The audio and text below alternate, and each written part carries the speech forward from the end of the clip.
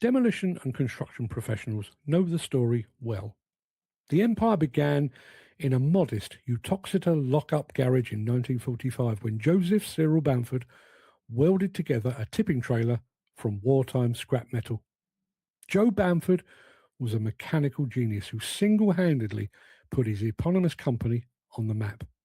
He gave the world the backhoe loader, built a formidable brand, and laid the foundations on which a global business would be built. However, the modern behemoth we know today is the result of a second act. When Anthony Bamford stepped into his father's shoes in 1975, he took charge of a highly respected but predominantly domestic enterprise. Over the subsequent 5 decades, he transformed JCB from a British favourite into an international superpower. Now, with the announcement that Anthony Bamford is to hand over the reins to his youngest son, George, the company and the industry stands at the threshold of an historic transition. To look forward to JCB's third generation, we must first look back at the monumental legacy that George will inherit. In Roaster and across the worldwide dealer network, Anthony Bamford is referred to simply and with immense respect as the chairman. The chairman's vision was defined by an aggressive and forward-thinking policy of international expansion. He understood that to survive in an increasingly competitive global market, JCB couldn't rely solely on the loyalty of British contractors. He pushed the business across continents, expanding the company's product portfolio significantly both at home and overseas.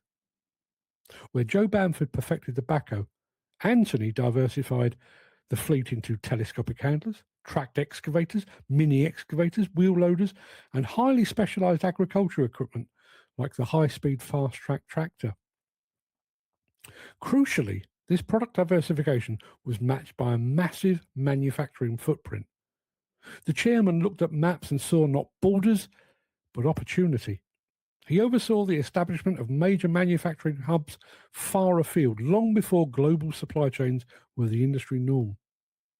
Today, JCB's sprawling operations in India have made the brand so dominant in the subcontinent that the word JCB is used as a generic verb for digging in Hindi. In the United States, the Savannah facility in Georgia cemented the company's presence in the fiercely competitive North American market. Similar strategic factories arose in Brazil and China, ensuring that JCB was never just an exporter, but a localized manufacturer with a global background. This relentless drive for international commerce brought a cascade of accolades to the Staffordshire headquarters, including dozens of prestigious Queen's Award for Enterprise and Export. Yet the chairman always knew that engineering excellence requires a bit of showmanship to truly capture the imagination. Under his watch, JCB became a world record breaker. The company famously built the JCB Dieselmax, a streamliner powered by 2 JCB diesel engines that achieved a staggering land speed record of 350 miles an hour on the Bonneville Salt Flats in 2006, a record that still stands today. Yet innovation under the chairman has never been about gimmickry. It's always been focused on solving the immediate and future problems of the site manager and the machine operator. As the world turns its attention toward decarbonisation, JCB has positioned itself ahead of the curve. The pinnacle of this modern engineering drive is the Hydromax, a pioneering vehicle designed to push the boundaries of zero-emission technology. Just last week, George Bamford accompanied his father at an official event to mark the unveiling of the Hydromax, which is currently preparing for an historic attempt on the hydrogen speed record. This impending record attempt is not just a marketing exercise. It represents the vital bridge between the chairman's tenure and the era that his sons will define. The development of hydrogen combustion engines at Roaster has been a personal crusade for Anthony Bamford, who has long argued that battery electric power is insufficient for the grueling duties of heavy earth-moving machinery. Now, much has been made in the business press of the fact that the keys to the kingdom are being passed to the youngest son, George. This has led to some speculation among industry outsiders regarding family dynamics. However, a very quick look at the company's house website reveals that eldest son Joe has certainly not been left in the shadows. He's built an extraordinary independent empire all his own. Joe Bamford's corporate appointments show an intense, decade-long focus on the green energy sector. He's the driving force behind Rise Power, Hygen Energy, and the Green Hydrogen Investment Fund, HyCap. He also rescued the iconic Northern Irish bus manufacturer Wrightbus, transforming it into a market leader for zero-emission, hydrogen-powered double-deckers. While George takes over the traditional manufacturing mantle at Roaster, Joe is building the very infrastructure that may power the industry's future. And if hydrogen fulfills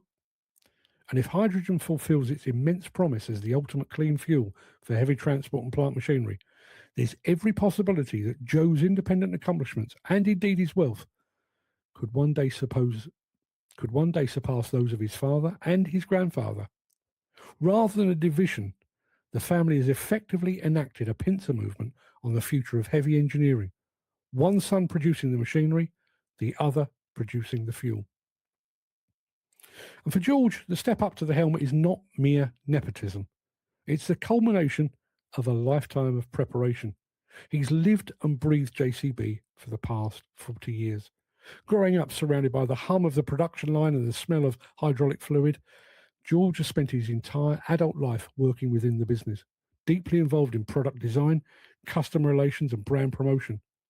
He understands the grit, the dirt, and the dedication required to keep the loyalty of contractors, plant hire giants, and owner-operators alike. His presence alongside his father at the Hydromax unveiling was a symbolic yet unspoken passing of the torch. It demonstrated a shared commitment to the family philosophy that JCB must remain independent, family-owned, and fiercely innovative. As George Bamford prepares to assume control, he inherits a business that is vastly different from the one his grandfather founded or his father took over in 1975. The challenges ahead are no longer just about digging dirt faster or lifting loads higher. They're about navigating geopolitical shifts, automation, and the total reimagining of internal combustion. The chairman leaves behind a global footprint, a legacy of I'll do that whole bit again. The chairman leaves behind a global footprint, a legacy of record-breaking speed and an unshakable reputation for British engineering prowess. As the third generation prepares to take the driver's seat, the name on the chassis remains the same. The yellow paint is just as bright, and history suggests that the drive to innovate is coded into the Bamford DNA.